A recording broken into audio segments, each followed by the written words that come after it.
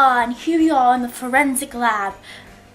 I see a doctor over there. Let's go ask her some questions about our mummified body.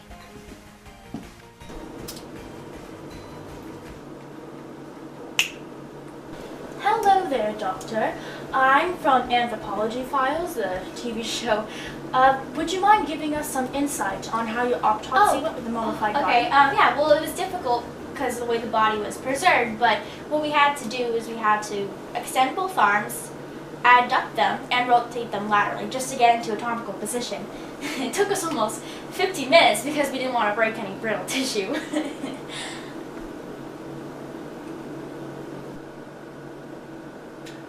Let's go for an interview, shall we? Okay, Doc. So, can you give us any details about the mummified body? Yeah, okay. So the body was preserved in a rather pristine condition. We estimated its burial to have been about 300 years ago. Oh, yes. Right around the Egyptian pyramid building times. Actually, that's not true. It's okay, Doc. You can only know so much historical knowledge. Just leave that part to me. Right. So anyways, we estimated about 300 years ago because of the rate of decaying flesh. Also, our entomologists determined it using the maggots. Yes.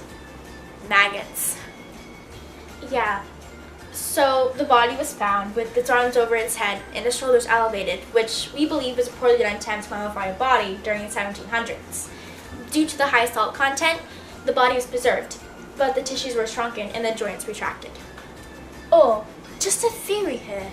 Perhaps the mummy was just relaxing, like so, waiting to be buried.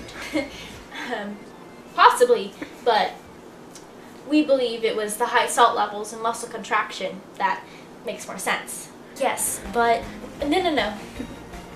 We're right.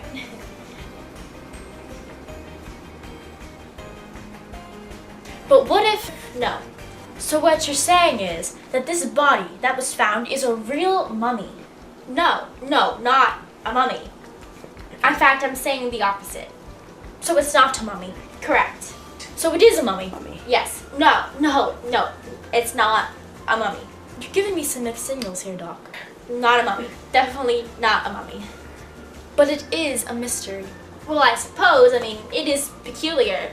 So you're saying your mommy was buried alive? What? No, I'm not saying that at all. It all makes sense now, doesn't it? Not really. The mummy Not a mummy. was just relaxing, like so, when he knew his attacker and was hit on the back of the head. There's no sign of blunt force trauma or skull depression, rendering him unconscious, but not killing him. Then he was mummified.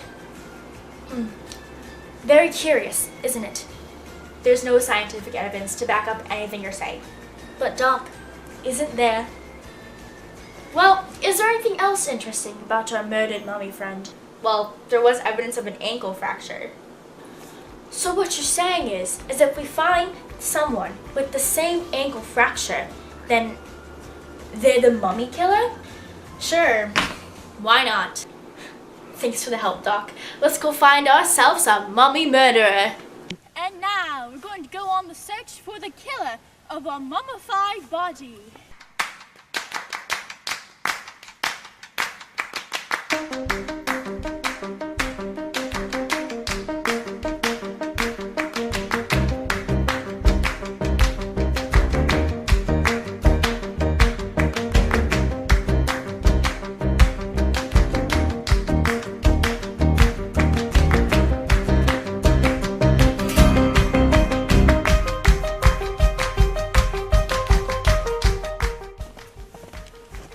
Look at that, a tucked away little crevice.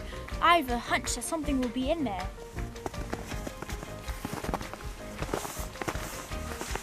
Oh yes, I feel something.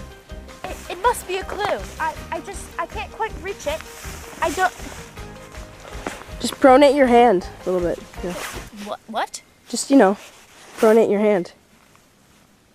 Whose show is this?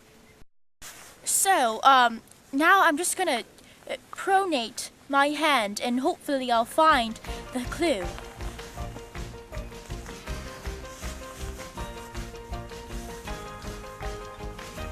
Aha! clue.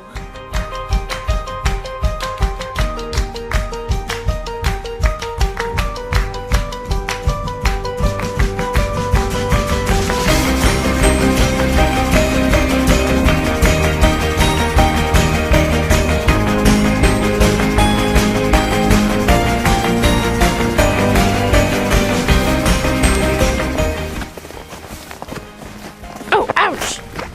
Oh, what happened? Oh, I just inversion rolled my ankle. Inversion? You mean you fractured your ankle? I don't think so, not really. Aha! That means if you fractured your ankle, you have the same markings as the murdered mummy. I don't really think so. Therefore, you are the killer. But I wasn't even alive 300 years ago. But your great-great-grandpappy was. What?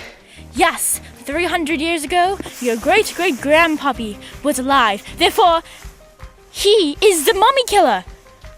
Thus, we've solved the mystery. Haha. Join us next time on Anthropology Files when we investigate what came first, the chicken or the egg.